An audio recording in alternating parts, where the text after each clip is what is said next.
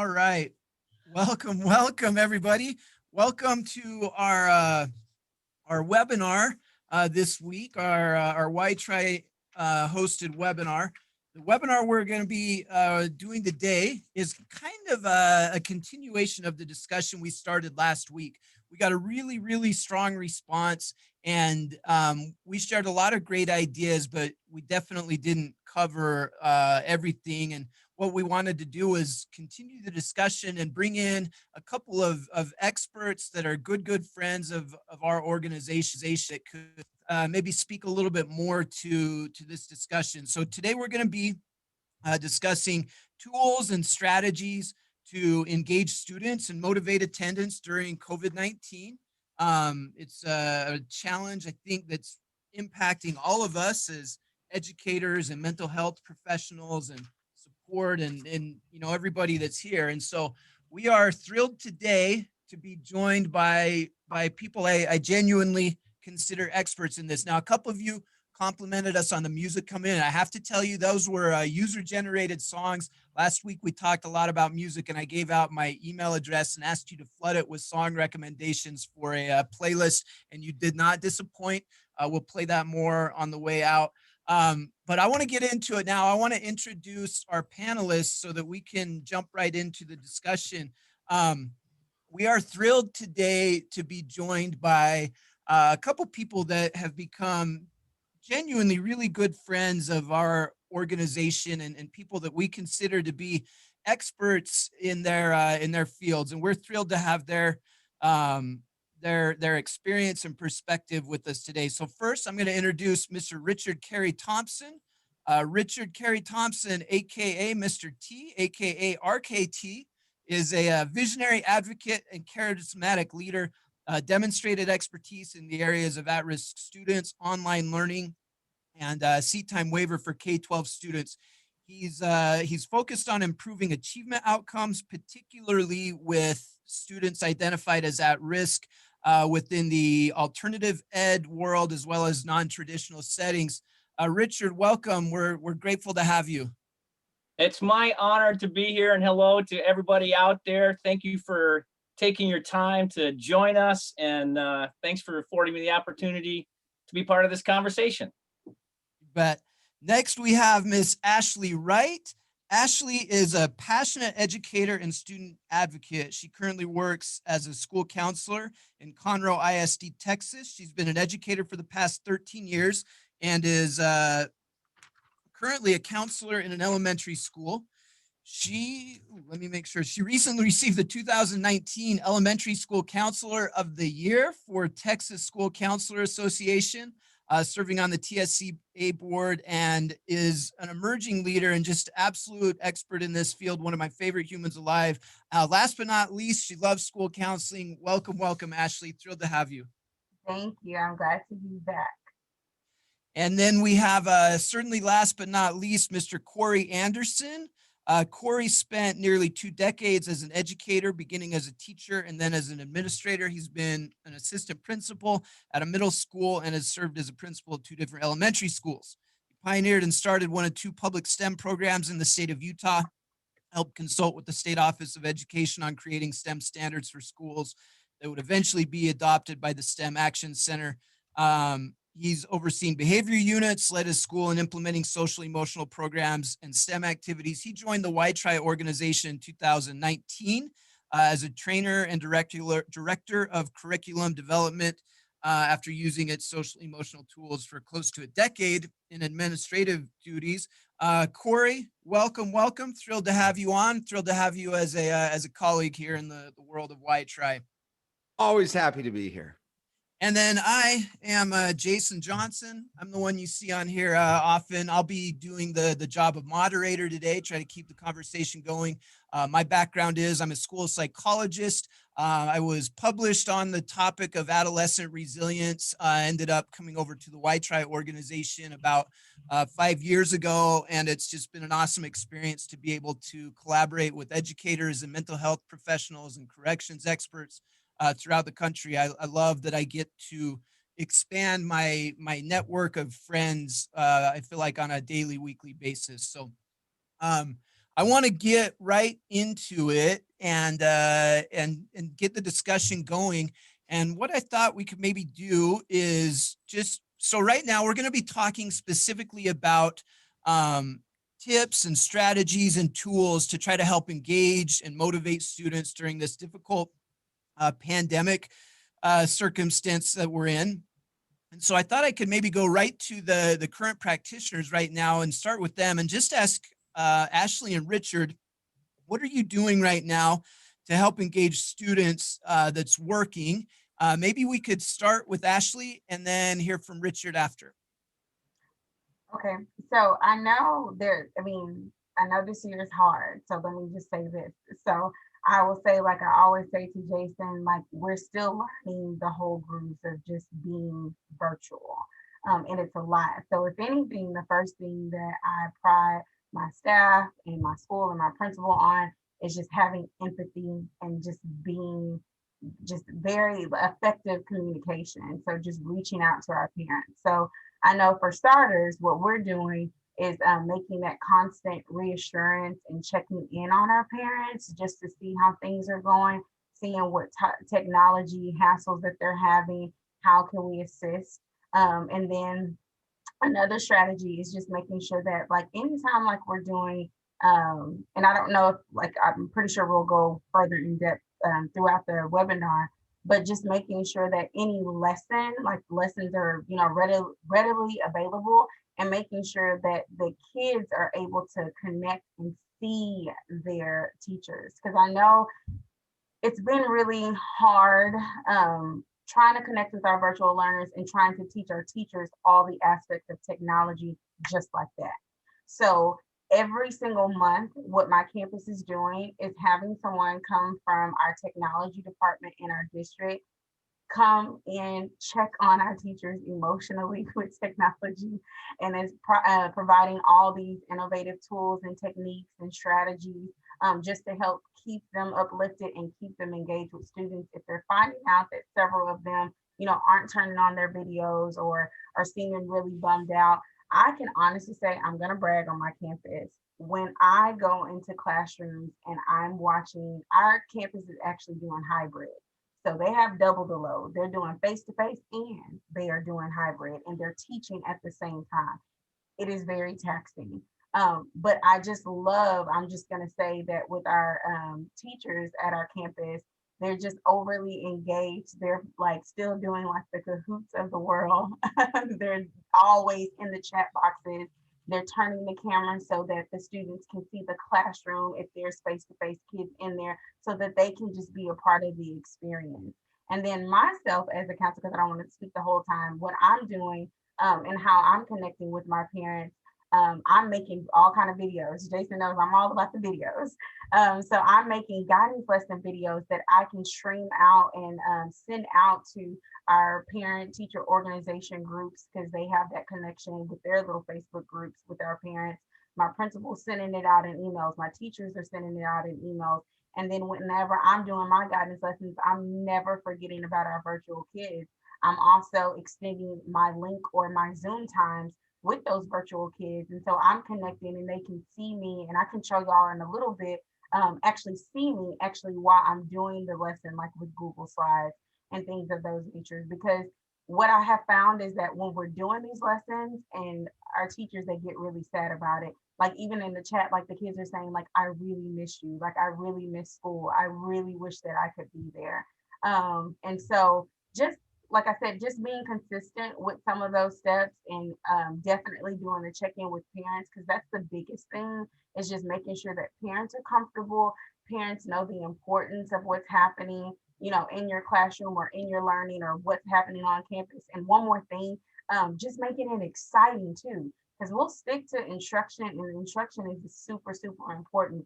But in order to keep the morale high, especially with those virtual learners in your virtual community, you want to make sure that you're doing things to help still make them a part of your, physical school environment. So I'll say, like, when we do awards, we do it big. We do Zoom, we do the background, and parents are still able, they can't come to campus, but they're still able to see their kids walk across the stream with the certificate, and they're excited. So we're doing things like that.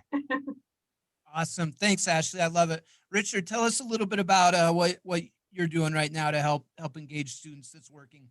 Yeah, thank you. First of all, Ashley, I want to thank you for that insight. That is fantastic what you're doing there. And I'm sure that all of our 697 people out there have so many ideas as well.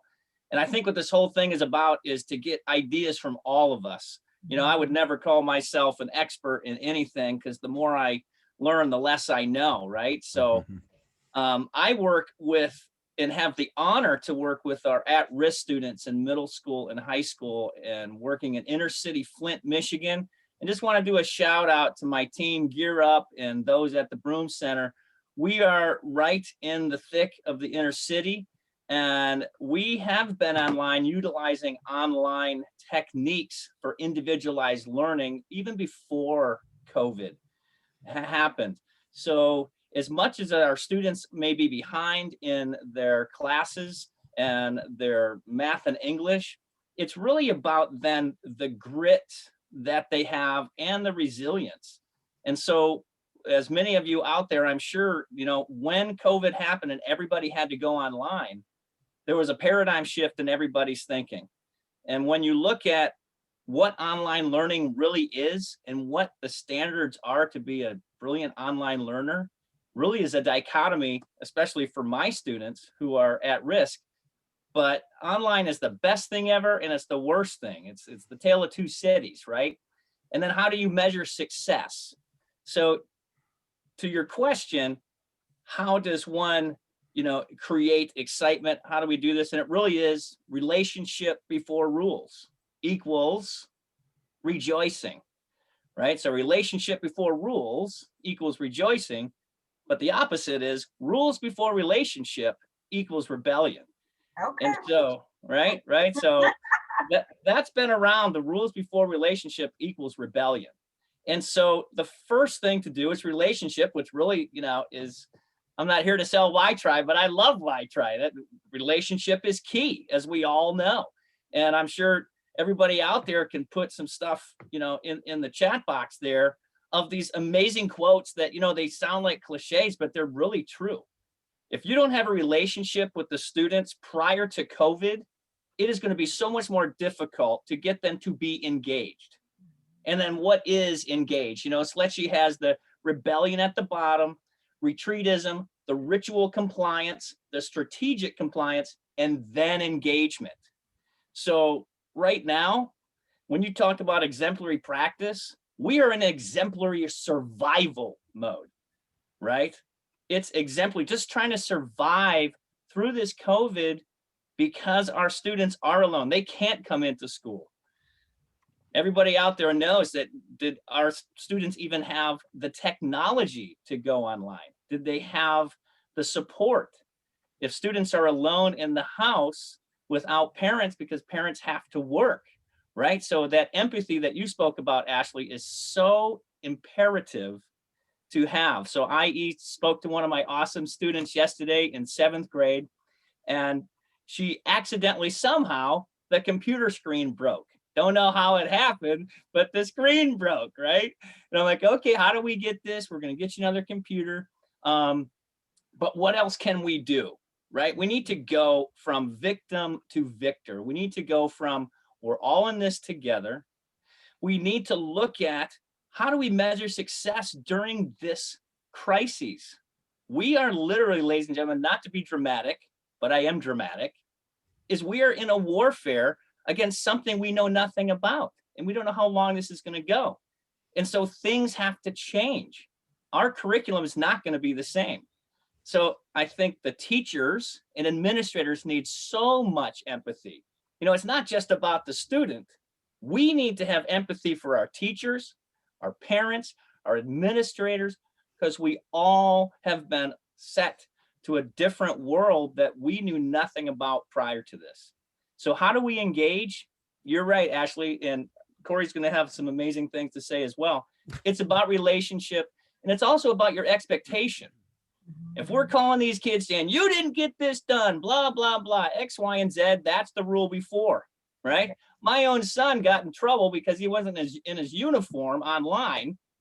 right? So we need to really look at, schools dominantly, if we look at how schools started, most schools, to be quite blunt and honest, spoke about this, operate in a punitive level.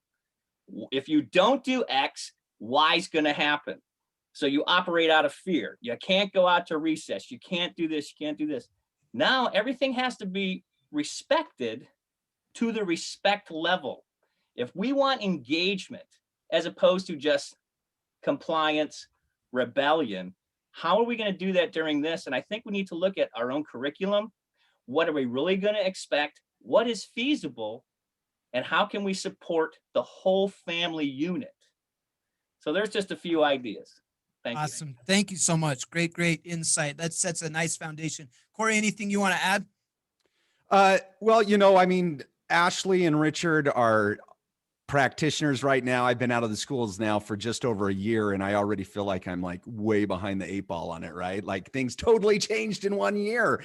But I really love what they said, because I know as an administrator, my focus would want to be on finding ways to support my teachers and boost morale and show empathy, because ultimately they are the ones, my educators in my buildings are the ones who are going to be making huge differences with these kids and be working with them hand in hand. And we become, before COVID, we've become more and more expert at understanding what highly effective instructional strategies look like. And a lot of teachers have become seasoned and really good at doing it, but then the carpet's pulled out from under our legs, and you have to go virtual, which then even your best teachers might just be like, or educators might be like, I have no idea what I'm doing in a virtual setting. And so that's a real morale crusher, because as educators, we understand the value of what we're trying to do. And when we can't do it at a highly effective manner that we're used to doing, man, it hits home really hard. And so then it starts to affect our own morale a lot. But I think we're catching up. And I think one of the best things that any educator can do is do exactly this in terms of tuning into webinars and looking and bringing in ideas from other people, because we will catch up. I mean, necessity is the mother of invention, right? And we will figure out what is the best way to do things virtually, and things are definitely getting better. And we're going to talk about a lot of those strategies, I think, the rest of this webinar. But I think the stuff that's really challenging now is that, engagement, when you think of classroom management, a lot of people might think classroom management is about managing behaviors. But classroom management is about creating engagement with your students and increasing engagement. And so the tough part about virtual learning is that all of your classroom management techniques, they're like way flipped on their head in a virtual setting. You do not have as much control as you did before. And so it becomes a major challenge. So one of the best things any educator can do is exactly what Ashley and Richard referred to, and that is showing empathy and building relationships with these kids, because that is what you have to rely on. And in order to do that, an educator has to have energy and be excited and be happy. And so the best thing an administrator can do for the educators they're working with is find ways of boosting that in their own lives. So, Awesome. Yeah. Great insight.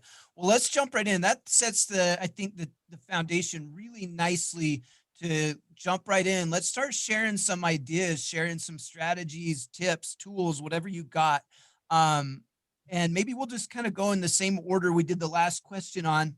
But what I wanted to throw out to you is this. We get a lot of feedback from educators. So we're training and working with educators throughout the country. And one of the most common pieces of feedback that we're getting right now during the pandemic is, I have a group of kids that I can get to log in fairly regularly, but I have others that I can't even get to log in the first time. And so what I wanted to throw out to you was that question.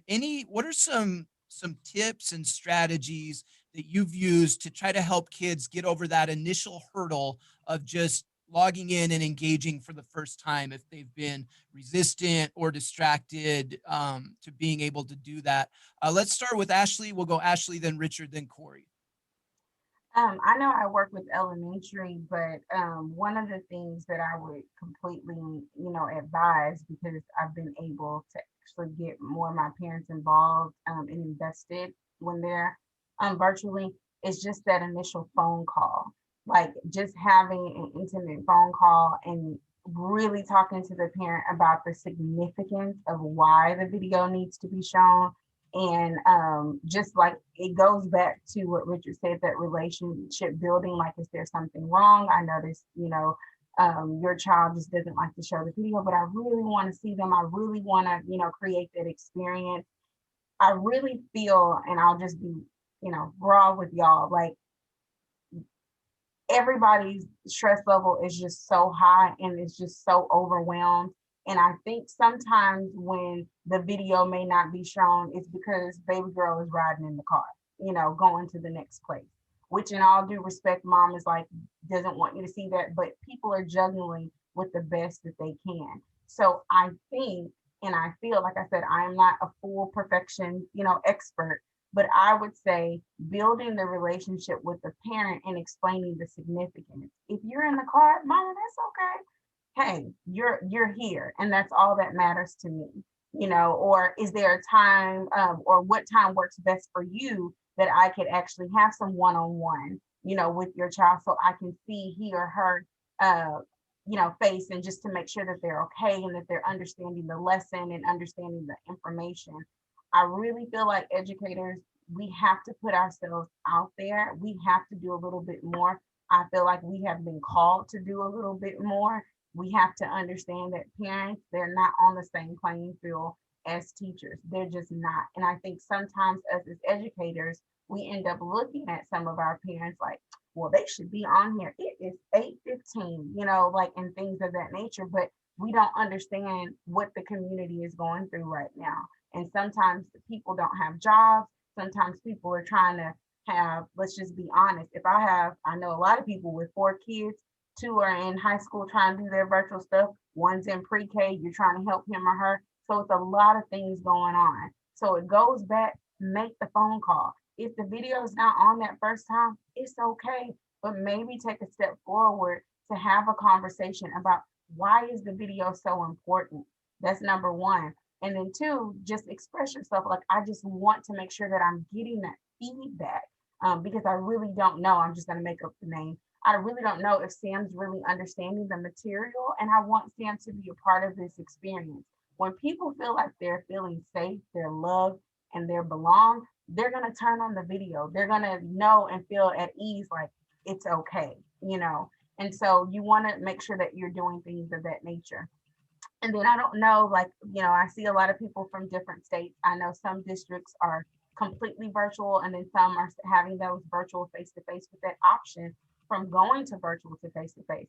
Maybe, when it's hard to do the whole face-to-face and they can't do it, maybe you're addressing some underlying problems, like, well, I really do want my child in school, I just don't know how to do that. So again, it just goes back to the beginning when Jason first laid that question, and Richard hit it on the nail. You have to have that relationship.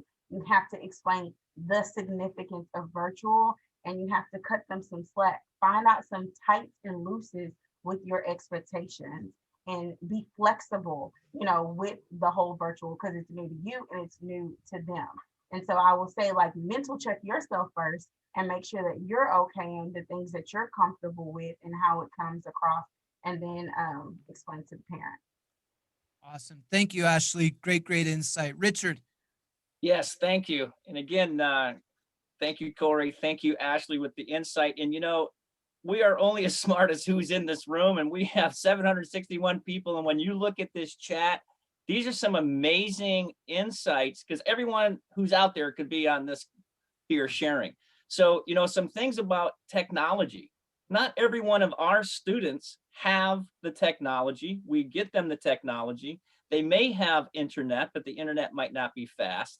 And so that is a challenge. And then we have to then go to the concept that students don't care how much you know until they know how much you care, right? And just a little history. That was Theodore Roosevelt who actually said, nobody cares how much you know until they know how much you care.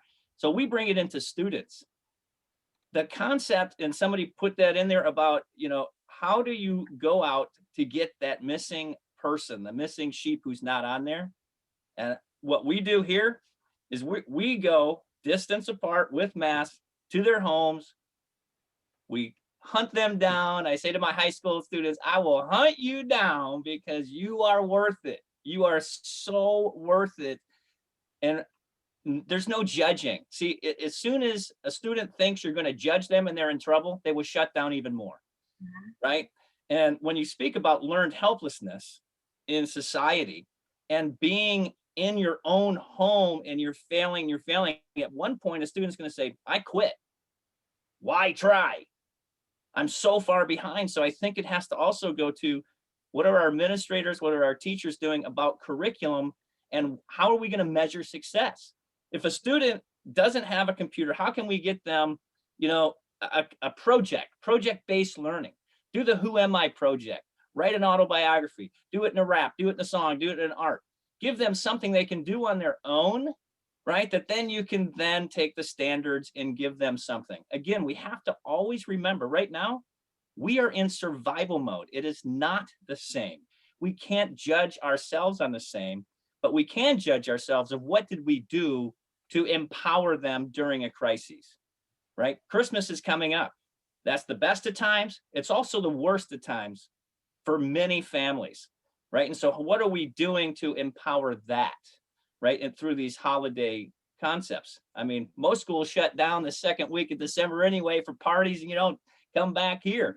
And we're going to be doing that with COVID, so again, I'm just reading all these amazing concepts on the side, but we have to be aware of the socioeconomics of our students, of the culture and climate within the home, and how do we get through this crisis with the least amount of carnage of our education, right? So dominantly education, 100%. You got your top 20, your bottom 20, you teach to the 60, right? I deal mainly with the bottom 20 and a few in the top 20. But what's going to happen, my prediction, is that bottom 20 is going to go up to 30, 40, 50, because a lot in the middle are going down because they don't have the support that they need. Your top 20 is going to go up to the top 10. And we as a nation have to look at, what are we going to do about education, right? What are we going to do? How are we going to measure success? How do we empower the student who is unmotivated to be engaged? Well, for me personally, as Mr. T with my students, I'm trying to just get through this with them and journey with them without any judging and getting down on them because they didn't get their work done. It's, how are you doing? How is life? It's that relationship. And again, I'm trying to show them that somebody cares, right? The Broom Center in Flint, they do everything they can to support the whole family, because that's what this is about, the whole family. So again, I know I'm repeating what everybody else is saying out there, but it's building trust, and it's really, where are we going to go from here when this is done? Because education will never be the same. We also have to understand that how many didn't choose this mode of education? See, when the seat time waiver came out in Michigan, you had to apply, fill out a form, go through a test to even get online classes. Overnight, everybody gets online classes, even though time management, self-discipline, all of those were obstacles that you had to overcome to even get in and online. Now everybody's online. So again, to just meet our people where they are at, to empower them and to challenge them and say, we're in this together. I'm as upset about this as you are. How can I help you? How can I meet you where you're at? And if that's in a parking lot, in a car, and you stay 6 feet, how you doing? Here's a gift card to McDonald's. Here's a book. Let's talk about this. We have to keep that connection. Thank you. Thank you, Richard. Corey, before I have you respond, I've worked with Ashley enough to know I can read her face. Ashley, I think you have something you want to kind of respond with or add. Yes, I was burning inside. It's like the counter. I'm like looking at this, and I was like, we got to say something to it because I can't scroll back up. But someone asked the question with Richard saying all of this, and myself, they asked something along the lines of basically how do you get other teachers to support the value in the whole to building relationships and really do these things that are necessary. And I'm going to say this because this is my 13th year in education. You can't make someone love someone. You can't make someone care about someone. But what you can do is be the sunshine and be the advocate for your school. So everyone has a different threshold. There's probably 10 or 15 of all of you 700 people that may feel like, you know what, Richard, that's just not my personality, but that sounds so good. But that's a little bit too much for me. And that's okay. It doesn't make you any less of an educator. It doesn't mean that you don't care about students. Maybe, I'm going to be honest, you have a lot on your plate right now. Maybe your spouse lost their job, or you've had, some people that have died, with COVID. So this sounds so wonderful, but I'm having a hard time even keeping myself together. Yes, So ma'am. with that being said, I really empower you, and especially my administrators, to find the sunshines in your building and let someone else carry that burden. Ask for help. I don't even know what to say. I feel uncomfortable, speaking to this parent this way. Get with your partner, get with your grade level team and see, hey, can you make this phone call with me? Can you help tell this parent, what I'm trying to express? Don't suffer in silence. So I just wanted to put it out there because I know as educators, we always talk about that, right? And it sometimes sounds redundant. Build a relationship, build a relationship. But let's just be honest. Some of our buckets are real low, and we're not able to do that at that capacity. So just like what Richard said, like, I'll hunt you down, find your hunters. Like, I'm pretty sure you have like 2 or 3 people that are like, okay, let's do it, and that will get into the grit and do it and help you in any way possible. So sorry, just had to put that out. So Ashley, I totally concur. And that's why you have a team, right? Like in my team, we have so many different personalities, but we make one concept, right? And I think the biggest challenge, if I can just put this out there, Corey, is the teachers are no longer the sage on the stage, right? So there's this great saying, the sage on the stage or the guide on the side, right? And that's hard. I mean, that was hard for me as here's my classroom, here's what I'm doing. But now I have to be the guide on the side going through this. So it's about the paradigm shift and then that resilience. Thank you. Great insights. Corey, give us some of your strategies. Well, it's obviously a tough question, but the best thing about going third is I can just say, oh yeah, Ashley and Richard, what they said. That was great. Which is exactly what I'm going to say. YTRI actually surveyed a ton of educators on this. We gathered a lot of responses. I read through all of the responses prior to this, and I have to say, a lot of responses echo exactly what Ashley and Richard said, just dedicated professionals going out and working with parents, seeking them out however they have to do it to make it happen and making contact with them. And I think that just speaks to, educators across the country and their determination and what they're trying to do. I really love what Ashley said regarding, what about my colleagues that kind of kick against that idea and acknowledging, they may be going through stuff and empathizing that way. So great insight there. I will say,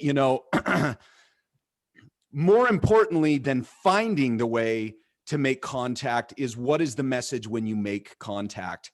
And Ashley and Richard both did a great job giving out this idea that the message when you make contact is one of, hey, I miss you. I love to see you. I want to see you. We have great stuff going on here. Anything I can do to help you make it to my class or make it to my school or my appointment, whatever, I would love to do it. If there's something I can get in your hands so that you can do it on the side, what can I give you? What's more important is what is the message when you do make that contact? Because I think you all know the answer is we've got to make contact somehow.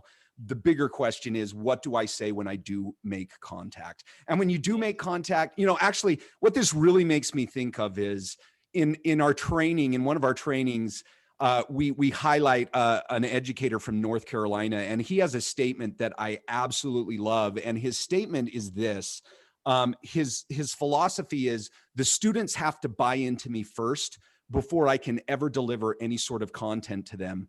And I love that attitude. I agree with it 100%. You've got to get those students to think, you know what, this person, I buy into this person. This person cares about me, or he's got something cool to share with me. I want to log on. So I really believe that's what it comes down to. And there's lots of strategies that are coming in the chat window that came in this survey. I'm sure we'll be pushing out the answers, but inviting them personally to come and be a part of virtual field trips or guest speakers or game parties, celebrations, contests, all of these different things you could do in a virtual setting. Giving them a special invitation could be a great way to get them to tune in for the first time if they've been completely resistant to doing so. That's Awesome. right. Corey, if I could just add, Hotep speaks about you can't teach them until you reach them, which is exactly what you were saying there as well. And then looking on the side, there's so many of our professionals and constituents out there. It's about what Ashley said is, how can I give when my tank is empty, right? It really is this resilience. And if I can just put this out there, it's about, why try put out a resilience guide for parents? It's beyond just parents. This is for all of us. And so I put a link out there that I took that and put it into a s'more concept, so it was linear, so I can send it to my parents on their phone, and they scroll through it. So that resilience guide gives so many fantastic insights and techniques. If I can just put a shout out there, Jason, for that. Absolutely. Love it. I'm going to type it in. We'll put it up at the end as well. Oh, Corey put it in, resilienceguide.org. Another place to grab that. Corey, I want to kind of continue some of the stuff you talked about. Let's share some strategies for engagement now. We've been talking about a little bit about trying to get over that hurdle of getting kids to engage. Let's talk about specific tips and strategies for helping improve or kind of come up with some creative engagement when we have them there. We've addressed it a little bit, but I don't mind either if you talk a little bit about cameras. I think that's a significant thing, because I think in this kind of ideal world, every kid has a camera on, but the reality is, Richard addressed it, I think, pretty accurately, well, Ashley did as well. They may be in a situation where they're embarrassed to turn their camera on, or there may be distractions going on in the background that they don't want visible. And so there's a certain amount of sensitivity that we need to maintain with that. And so I think creativity around engagement and kind of choice in engagement is really critical. And so maybe let's change the order up just a little bit.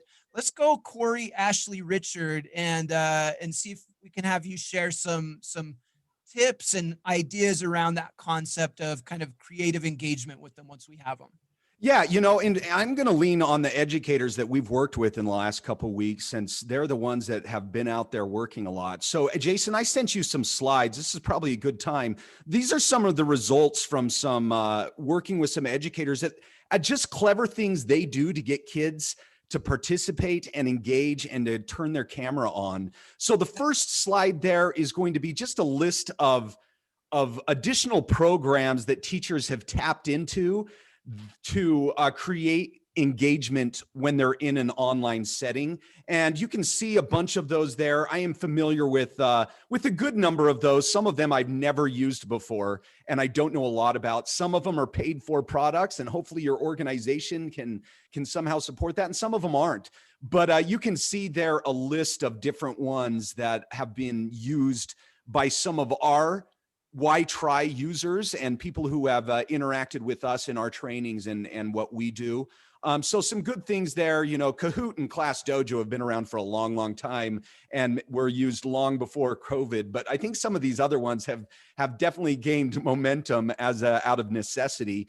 But lots of different clever ways, I think, to engage your students, right? And to create new ways of getting them to respond. If you go to the next slide, Jason, we also have looked at different ideas for turning on the camera, of just being, clever and enticing them. And some of these are great for elementary, some are great for secondary.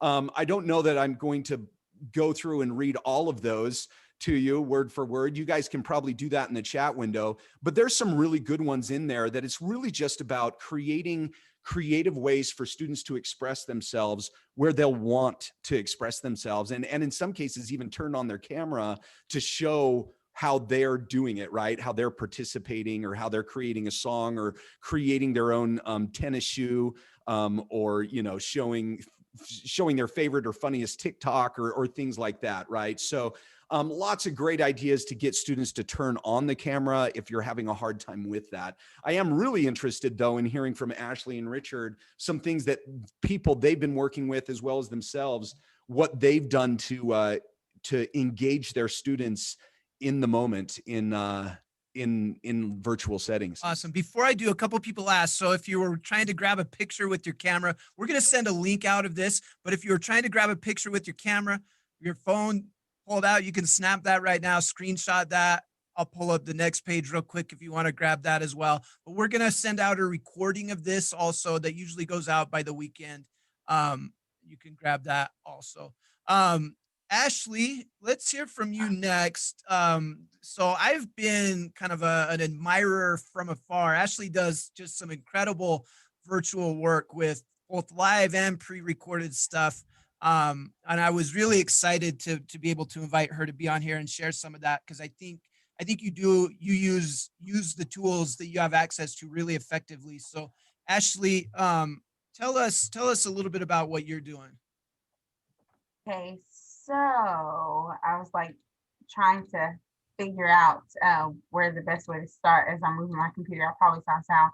So I'll show you some visuals. So as far as me as a counselor, I do give guidance lessons, and so I do Zoom. I do use Zoom, and it is live, and the virtual kids can see me. But one of the things that I want to show you all, I can share, right, Jason? Yep, you should be able to. Okay. All righty. Here we go. Okay. So one of the things, the best program that I use that I adore is Loom. And I don't know if everyone's familiar with this, but like I'll just play a couple of seconds. Like before I actually do a lesson, I actually have my Google Slides up, or if I'm using a certain device, I'll have two devices. But Loom actually allows you to be in picture. You can record, but sometimes I just want the kids, because Zoom is kind of tricky. Just like now when I'm sharing the document, like I can't see y'all at the same time that I'm trying to see the screen, which is normal for kids. Loom actually allows you to be like in the middle. So I'll just play like just only a couple of seconds. So before I get started, like we said with Richard, you just gotta have some fun. So like I'll play some Michael Jackson and get all funky. And this is actually a kindergarten lesson. And then as you see, as we go through the lesson, I use short videos, like maybe, I don't know if it's math or, something related, or, some fun times in your classes. Maybe you can show some short clips. So I'll make sure that I'm showing a short clip, but as you see, they can always see my face. So I love using Loom. You don't have to record every single, you can just keep it open and move. And if you have questions, you can email me. Please email me and I'll show you how to do it. You can just move to where it says start recording off to another window, or minimize it and just keep this open. Another thing that I like to do is the wheel of names. So I do this a lot, like with bingo or name calling or color calling or whatever it is, y'all. You can put pictures in here, you can put names in here. The kids love it because it's like, woo! So the focus is not just on the game, it's just another virtual piece for the kids to see and get excited about. So, and this is free and you can save them, so which is awesome. Another thing that I use that's social emotional, because social emotional learning is really, really big in the States now, and it's moving across all districts, is having like a kindness wall. Now, this is my old one, but this is an opportunity, and as you see, it's old because it shows me pregnant, sorry, y'all. but as you can see, there are just things that the kids can use at any time just to feel good about themselves. So you can put images there. This is Padlet, Padlet, and I believe that Corey had that on his list too. But it has things like "Don't give up, you got this, you are the bomb.com." So think how inspiring that is to be able to have access to and read all the time if a kid is feeling overwhelmed. Another idea is I have my own counselor corner that Jason really loves. I have some virtual rooms for some of my kids, actually for my face-to-face kids too. So sometimes in the class, because I don't go into classrooms to do my guidance lessons like I do individually, I am the only counselor out of 1,000 students. And so all of my kids, I see every single classroom. I see every single student at the beginning of the year. But I'm not able to do that. So I had to do it all through Zoom. And then when kids are needing to see me for services, sometimes they're coming to my office, or sometimes if we meet on Zoom, or maybe they just need cool down, I can't have them to touch things.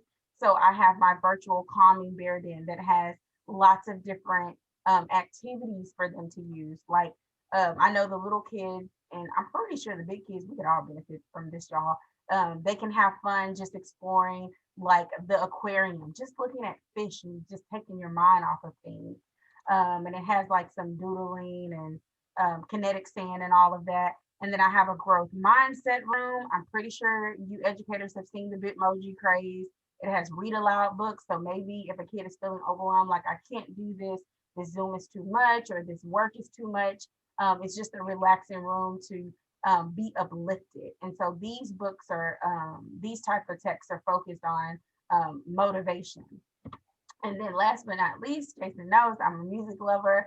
So this is the Disco Miss Right, DJ Ash Bash on the ones and twos. That is my DJ name. I kid you not. When we have our school parties, but these are brain breaks, and our kids love them, y'all, like literally, because these are things that they can do even in the classroom. Like if you say, everybody stop, let's just do a brain break, and you have your virtual learners, well, if you're sharing the screen, they can be at home, rocking it as well.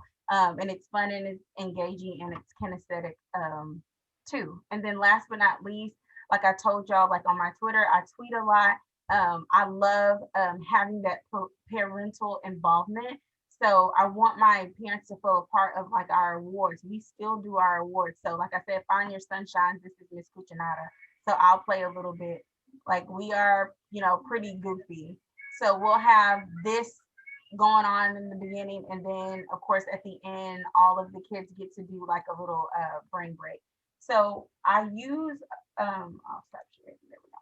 So those are just kind of some of the things that I'm always using. I do have like my check-ins, just like I said, a variety of all those websites. I still do Kahoot and all those things. And all the virtual kids, they still love it because they still have access to it, and we're all doing it at the same time. So Awesome. Hey, real quick, Ashley, a couple people have asked where could somebody go to set up one of those calming corners? ooh, yes. Okay. Facebook, I'll type it in the chat, Bitmoji craze for educators. And I think they are up to that. Who I am so empowered by them. I think they're up to like 7,000 people.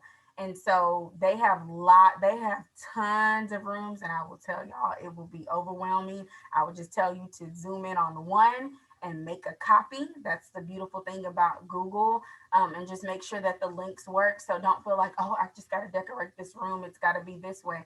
I would actually empower you guys right now. Find a calm room and just change the name and just stick your Bitmoji on it. And I want to say like call it a day, but at least you have something to get them started. And then as the year goes on, maybe in the spring semester, you can start to create and mold your own and design. Because that's another thing, Jason. Some of them, our teachers here was just like, I don't have time for all that, making a whole virtual room. And I said, just make a copy and just switch it out. And it's yours. And then just put your character in there. And that'd be awesome. Awesome. And we're going to put all of our panelists, they've all been generous enough to be willing to share their email addresses. We're going to put all those up at the end. So if you have a question about a specific thing that they shared, just stay tuned, and we'll put their contact info up at the end, and you can reach out and ask directly. Richard, tell us a little bit about some of the strategies, things you're doing around engagement. Yes, thank you. And actually, I want to go to your school, by the way, that's fantastic. And so what I want to talk about is for all our people out there, we have, over 700 that don't have the opportunity to utilize that technology that you have, because that's many of our people. So I just want to make sure that, this is the top of the pyramid. A lot of my kids, we're on Maslow's bottom of the triangle, right? They don't even use the computer because of X, Y, and Z. So we're talking on the phone, and one of our constituents had spoken about, how do you teach over the phone? So even Mrs. Redmond and she connects with these kids almost every day, 2 times a week, whatever we can get a hold of them. And it's very difficult. The first thing is we have to go back to the concept. We are in crisis. So all of this is new. And again, this thread on the side, I think, is a mile long, but it is brilliant. So what are some concepts that I try to do with our engagement? One is, I grew up on one level that it's always empowerment. It's the word yet. I don't know this yet. We speak about growth mindset, and the growth mindset really is where we're at right now. It's resilience, it's grit within what we're doing. And depending on who the student is, and all your 4.0 students may not still be 4.0 because they're used to a different type. Some of my students who are on the bot, they're raising up because they have that grit. So as my uncle says, make a shoe. What do you mean make a shoe? And I'm like, what are you talking about, make a shoe? It's try to do something. So if my student can't do this, this, and that, well, what can you do? We need to go to what are their gifts? What can they present? What can they work on? Because we have to keep the brain working educationally. So one strategy is, what would you like to do? What focus do you want to work on? English, science, social, man, you tell me what you want to work on. And that's where we're going to start. Now, this isn't going to work for everybody. Again, I work with alternative ed. Out of all of our students, I'd say 80% were kicked out of a school, right? And we know what happens when a student is expelled from a school, the reality of dropout. And they are all being, in one way or another, into their school in their own way. So another person that talked about is mindfulness. Miss Kelly brought mindfulness into our program that we work with kids who are adjudicated right out of jail, doing the breathe in for 4, hold for 4, breathe out for 4.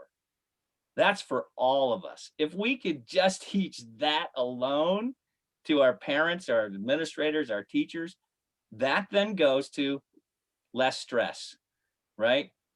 And the other concept, like I said, is, your personality project. Let's take a personality test. Now, again, you can do it different all the way through because it's fun to take these tests and look at them. And here's my personality, X, Y, and Z. And then the Who Am I project, like we said before, from birth to now, who are you? I put a link in there, and I know that Jason's going to put a link in there. I made a plethora of purposeful pontifications, if you will, of all these different things that I've used to just put together. So again, I always want to say, what about the family? What about the student that does not have? Because they do not want to have that video on their home because it is chaos. It is insanity from their level, and they are embarrassed. So even talking on the phone sometimes is difficult. So I'm not saying I have all the answers. I'm just saying that I'm never going to stop. In Latin, dum spiro spero. Everybody say that. Dum spiro spero. That means while I breathe, I hope. While I breathe, I hope. And that's my ethos right now. While I breathe, I hope.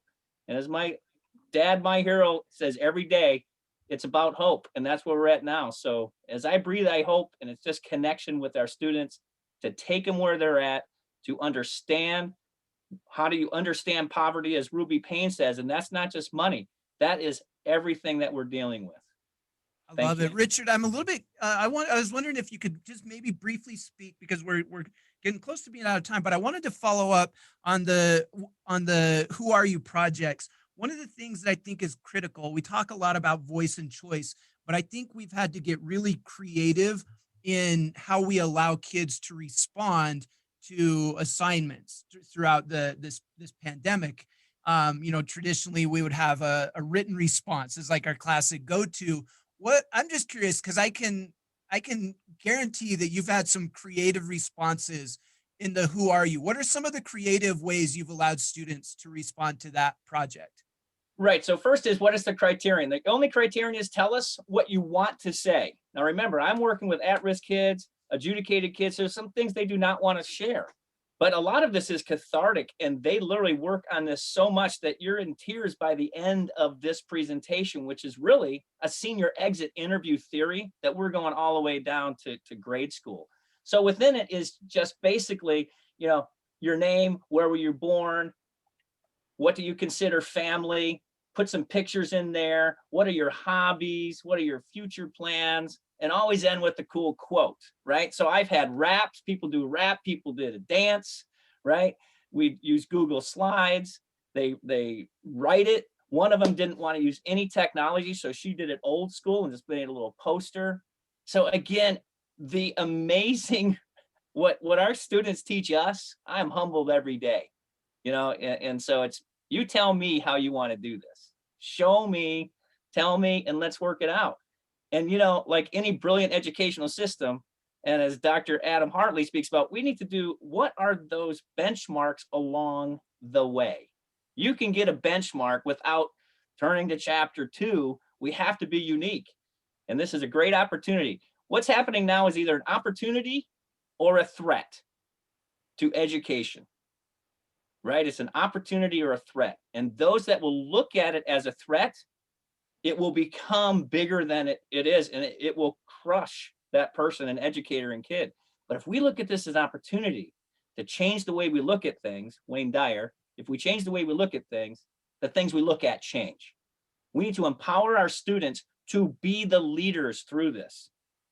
So there's just a few, Jason. I love it. Thank you. And I love, it's kind of interesting right now, like the hope piece is so critical that you described. And I love how you're talking about kind of changing our perspective to our challenges. That's the essence of resilience. When you dig into resilience, resilience isn't necessarily the elimination of challenge or adversity, because a lot of those are so complex, we can't remove those. Resilience is about changing our perspective and our relationship to that challenge, and that's where all of this stuff really becomes critical. There's a lot of information right now that's being put out around creating trauma-informed virtual classrooms, and that concept of flexibility and choice and empowering students is really critical to that as well. We're just about out of time. I don't mind if we go a couple minutes over, but what I wanted to just throw out, panelists, we've covered a lot. Anything that you didn't mention or anything that came to mind that you wanted to make sure that you mentioned before I throw out to you my last question, which will be one I haven't even presented to you before, but I think it'll be an easy one to answer. So parting thoughts from our panelists. Anything you want to add? Let's go, Ashley, Richard, Corey. I'll just say, give yourself grace, be compassionate with yourself. I know that we talked a lot about a lot of great ideas, right? And so just know that if one idea may not work, or maybe you get so pumped up and you're like, woo, Ashley, let's rock it. And then you try it with that one student and it fails, don't give up, because it will happen. It's inevitable. I think that's what we've learned about 2020. It's all about vision and seeing things clearly. It's going to happen. But like Richard said, that resilience piece that comes, and I've written down every quote that he said. I'm like, I'm about to preach today. But Come on now. Love it. I'm just like, just be inspired and don't forget your why. And if it is just taking it back to stop yourself. If you're starting to get upset and starting to get frustrated, and when you're speaking to that kid, bring it back home to why you became an educator. How can I help you? What would you like to talk about today, honey? We'll talk about that later. We'll do math, a little bit later. Let's talk about what you want to talk about. Just that connection piece, and just hold on. Just hold on.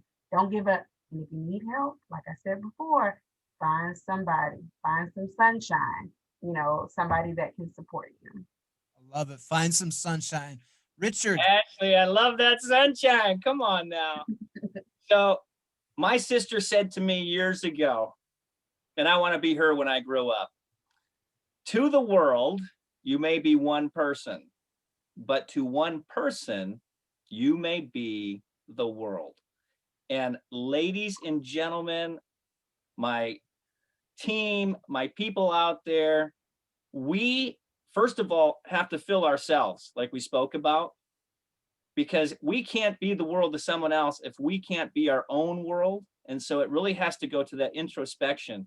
But also, one phone call, one letter, old school postcards to your kids would go very, very far. Old school, right? And so to the world, you may be one person, but to one person, you may be the world. If we have that, and then doom spiro spero, while I breathe, I hope, that's how we're going to get through this. And we're going to only do it together and connect as we are here. Thank you. Corey. I had muted myself. The only thing I'd end with is, on the other side of this, we're going to come out stronger. Education is going to be improved, in my opinion. There's going to be some hard things to work through and answer with regards to the long-term effect of this. But ultimately, because of what's happened, I believe that education will improve because it's causing us to rethink some things and to progress faster than perhaps we would have. But in the meantime, just take care of each other, take care of your students, and take care of each other, because that's really all we need to focus on right now. And then after it's done, we'll change and catch up. So that's what I have to say. Love it. Thank you. All right. Final question. This is the one I like to end on, because we need to focus on this. This matters. Resilience and hope are connected, and we have to be resilient ourselves. And if we can't see the things that are giving us hope, then our resilience can suffer. So my final question for you all is, what's giving you hope right now?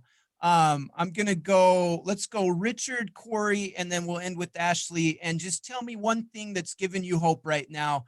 And then we'll wrap it up. Richard, what's giving you hope? Yes, sir. Thank you. Well, first of all, it's been an honor to be part of this. And I can tell you one thing. I'm on a national board, the National Alternative Education Association, for all educators around the nation and world for our at-risk kids. Right now, every student is at risk.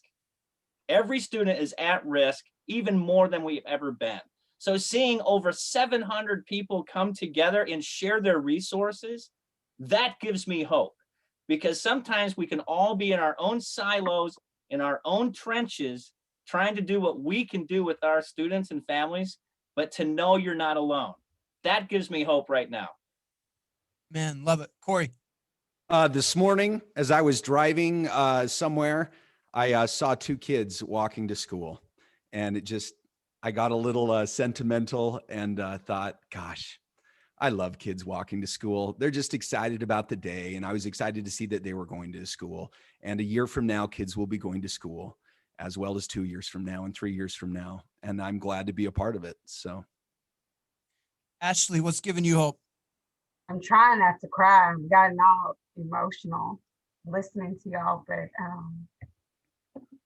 like Richard said, it's just hard. And what keeps my energy, and I smile, these are like tears of joy. It's just because you just don't know the impact that you have on kids regardless of their situation. So my hope is, of course, like my faith, because it aligns with my life purpose. My life purpose is to serve and to love others, period. Unconditional positive regard all the time, and do it to the best of my ability. And I'll say an example, because you never know who's watching. I came in a little tired today, and I did my little morning guidance lesson and gave as much pump as I could, but I was struggling, but I still gave it my all. And we had a benchmark today, and I know we got to go, but I'll leave you with this, because you never know. Like I told you, we have 1,000 kids here. I had a teacher emailed me, because we do our character trait, grit, and I do signs with my character trait. So I go, grit. And so they're taking a hardcore benchmark in 3rd grade, and the little girl looks at her teacher and she goes, ugh. and she sighs because it's so hard. And her teacher looked at her, winked at her, and went like this. And the little girl goes and keeps working. So it's just those things right there, like the power of my lessons, the power of my words makes a huge impact. It has trickled onto the teachers, therefore it trickles onto the kids. So that's just my hope, to just keep serving and keep loving. Awesome. Thank you. I'll share too. What's giving me hope? This story will start off a little bit sad. I promise there's a happy end to it. We had a rough weekend. My son, my second oldest son, broke his collarbone playing in his first ever high school basketball game. And it was kind of a tragic end to the evening. We got home. It was really hard. He was heartbroken, devastated. And we have had teachers, administrators, and friends all reach out virtually because we don't do stuff in person quite like we did before. And the thing that's given me hope, I got emotional this weekend over it. There's still really, really decent humans out there. And the people that get into this world that we're all part of, educators, we do this because we want to help kids. We all have that common desire, that common love to try to help kids. And that's really, really important. That gives me hope for humanity, hope for the huge future, hope for our communities. We're going to come out stronger. And now you're going to get me all emotional, Ashley. I blame you for this. Anyway, let's go ahead and finish up. Huge thank you to everybody. Thank you to our panelists. Give them a big virtual round of applause. And then huge thank you to all of you as educators, therapists, mental health professionals, corrections officers. This is one of the most difficult years we have ever had to do our job. And it's so comforting to know that we're part of this community that's trying to get better, trying to improve, trying to support one another and understand one another. We're dealing with a lot, and you're making a difference in these kids' lives. So thank you for doing what you're doing. Thank you for showing up. I'm going to put up a slide here at the end. I'm going to play us out with some of the songs that got sent to us last week. Thank you, everybody. I hope you have a great week and it's a great month for you. We've almost made it through 2020. We're going to do this. We're going to do this. All right, I'm going to put it up, put some music on.